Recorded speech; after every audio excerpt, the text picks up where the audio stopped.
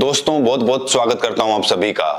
SC ST reservation को लेकर Allahabad high court का एक ऐसा फैसला सामने आया है जिसको लेकर बड़ी ज्यादा चर्चा है।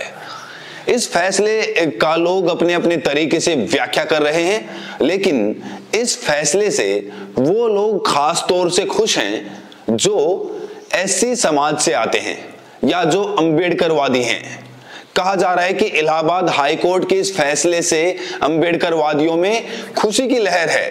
तो आज हम इलाहाबाद हाई कोर्ट के फैसले को बारीकी से समझने की कोशिश करेंगे कि आखिर इस फैसले में ऐसा क्या है जिसके बाद अंबेडकरवादी खुश हैं, लेकिन वहीं कुछ ऐसे भी लोग हैं जो इस फैसले को तोड़ मरोड़ कर पेश कर रहे हैं।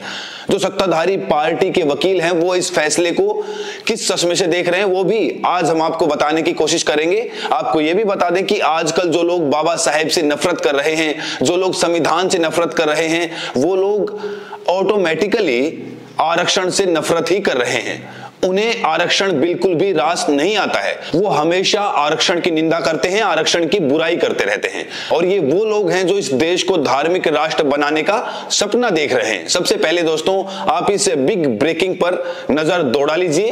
ये बिग ब्रेकिंग सबसे पहले आप देखिए। ईसाई धर्म अपनाने के बाद भी आरक्षण का लाभ लेने के लिए हिंदू बने रहना संविधान के साथ धोखाधड़ी है। दूसरी हेडलाइन देखिए, सिर्फ हिंदुओं को मिलेगा SC ST आरक्षण का लाभ, धर्म परिवर्तन कर गए तो नहीं मिलेगा फायदा। इलाहाबाद हाई कोर्ट का फैसला। इलाहाबाद हाई कोर्ट ने अपने फैसले में यह कहा है कि जो लोग SC ST हैं और हिंदू धर्म में SC ST हैं, उन्होंने अपने धर्म का परिवर्तन कर लिया और अभी भी अगर वो आरक्षण का लाभ ले रहे हैं तो फिर ये धोखाधड़ी है, ये अपराध है।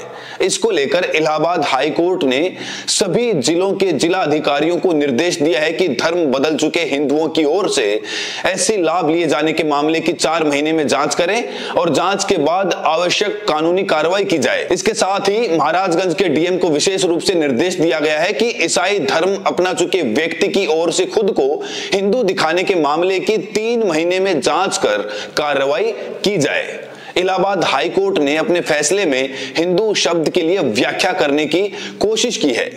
तो SC ST रिजर्वेशन को लेकर इलाहाबाद हाई कोर्ट के अगर इस फैसले को 2 वाक्यों में अगर आप समझना चाहते हैं तो फैसला ये आया है कि जो SC ST हिंदू हैं, अगर उन्होंने धर्म परिवर्तन कर लिया है, धर्म परिवर्तन का मतलब क्या कि जो दलित अगर उसने ईसाई धर्म अपना लिया है, मुस्लिम धर्म अपना लिया है, बौद्ध बन गए हैं, जैन बन गए हैं, सिख बन गए हैं, तो इसको लेकर यह फैसला आया है। लेकिन इस फैसले में शर्तें भी हैं दोस्तों।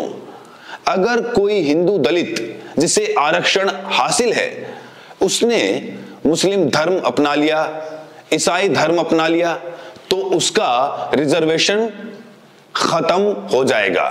लेकिन अगर हिंदू दलित ने बौद्ध धर्म अपना लिया, जैन धर्म अपना लिया, सिख धर्म अपना लिया, तो उसका रिजर्वेशन बरकरार रहेगा। इसीलिए कहा जा रहा है कि जो अंबेडकरवादी हैं खास तौर से वो इस फैसले से खुश हैं।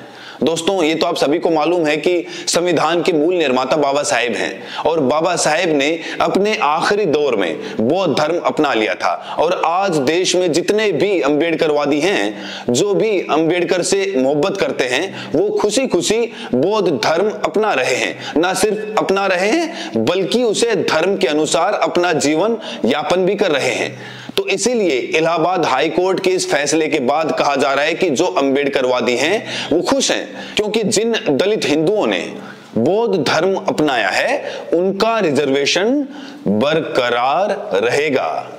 इसके पीछे इलाहाबाद हाई कोर्ट ने एक और तर्क दिया है कि ये जो बौद्ध, जैन और सिख धर्म है ये भारतीय धर्म है और जो इस्लाम या फिर ईसाई धर्म है उसे विदेशी धर्म बताने की यहां पर कोशिश की गई है।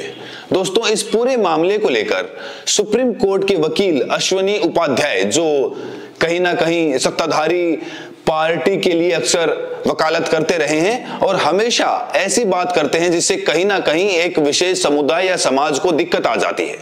इन्होंने एक बयान अभी हाल ही में दिया है, गीता रामायण मजहबी किताब नहीं बल्कि धार्मिक ग्रंथ है, इसीलिए सभी बच्चों को पढ़ाना चाहिए। तो इनका नाम चूंकि अश्वनी उपाध्याय है, इसीलिए ये धार्मिक ग्रंथ को सिलेबस में शामिल करने को लेकर वकालत कर रहे हैं। तो इनका ये अपना चरित्र है। इन्होंने इलाहाबाद हाई कोर्ट के इस फैसले को लेकर क्या टिप्पणी की है, ये जरा सुनिए। इलाहाबाद हाई कोर्ट का जो रिजर्वेशन के ऊपर फैसला है बिल्कुल ठीक फैसला है। हमारे संविधान निर्माता भी यही कह रहे थे कि जो हिंदू दलित है, जो हिंदू में पिछड़े हैं, ट्राइबल है, उनको ही रिजर्वेशन का फ़ायदा मिलेगा। जो हिंदू कन्वर्ट हो जाएगा, चाहे वो इस्लाम में चला जाए या क्रिश्चियनिटी में चला जाए, उसको रिजर्वेशन का फ़ायदा नहीं मिलेगा। ये संविधान निर्माताओं की भी मंशा थी, यही संविधान भी कहता है और यही हाई कोर्ट का फैसला भी है। हाई कोर्ट ने जो कहा है कि सारे यूपी के जितने डीएम हैं, कलेक्टर हैं, वो पता करें कि ऐसे कौन लोग हैं जिन्होंने सनातन धर्म छोड़ दिया, इस्लाम ज्वाइन कबूल कर लिया या क्रिश्चियनिटी कबूल कर लिया, इसके बावजूद रिजर्वेशन का फ़ायदा ले लिया है, उसके भी एक पता लगाने के लिए बोला है। ये भी बिल्कुल ठीक है, क्योंकि ऐसा नहीं हो सकता है कि आप एक तरफ रिजर्वेशन का फ़ायदा लो ये कहते हुए कि हम तो एससी हैं, और फिर दूसरी तरफ आप कन्वर्ट भी हो जाओ। अगर इसकी इजाज़त दी गई तो कन्वर्जन बढ़ेगा, और ये हमारे संविधान निर्माता बिल्कुल नहीं चाहते थे।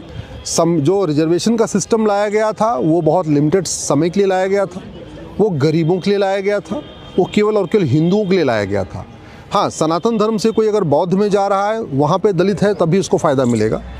वो जैन पंथ फॉलो कर ले तो भी उसको फ़ायदा मिल सकता है, सिख पंथ फॉलो करे तो भी उसको फ़ायदा मिलेगा, क्योंकि ये संविधान निर्माताओं का कहना था कि सिखिज़म, जैनिज़्म, बुद्धिज़्म ये सनातन के ही हिस्से हैं, सनातन के ही पार्ट हैं। इसलिए यहाँ पे हिंदू धर्म में बने रहने पे, सनातन धर्म में बने रहने पे तो रिजर्वेशन का फ़ायदा मिलेगा, लेकिन विदेशी पंथ को फॉलो करने पे नहीं मिलेगा।